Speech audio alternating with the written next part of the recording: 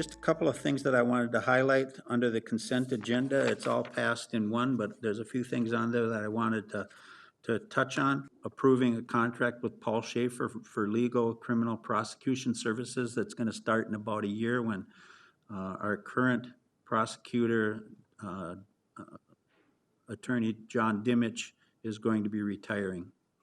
Last thing I wanted to mention under the consent agenda was the resolution accepting a $200,000 Minnesota Department of IRRR Development Partnership grants for the Workforce Housing Pre-Development Project. Just a little bit more on that is housing is such a critical need, and as you know, over the last few months, the city is extended, and we have businesses that have been looking at coming in. So you have ASV Yanmar coming in, and they're looking at the potential over the next 2 to 3 years of hiring another couple hundred or so workers. And then the cannabis production and facility out at the old Ainsworth plant has the potential of hiring 300 to 400 employees. So housing is a critical part. So being able to work on some pre-development housing projects in the city of Grand Rapids was huge. Moving on under the regular agenda, we adopted a resolution approving a TIF and tax abatement for the Southeast 7th Avenue Distribution LLC Center. That's a $210,000 distribution center. A lot of you know that project is L&M distribution.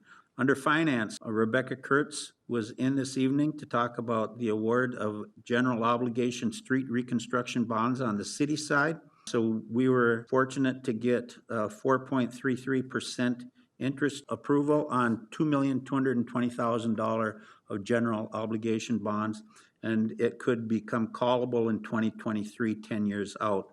That award takes place November 9th, so coming up here.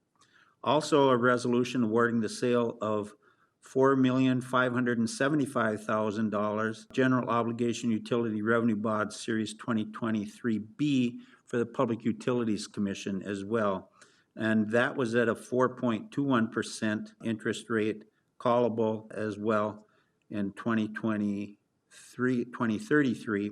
And both of those will be awarded to the city of Grand Rapids on November 9th. Kevin Ott was in from the police department requesting that we accept donations for the 2023 National Night Out from Super One Foods, Pinched Catering, Walmart, Pepsi, and Sandstrom's, and we are certainly happy to accept those donations as we have got a rescheduled National Night Out.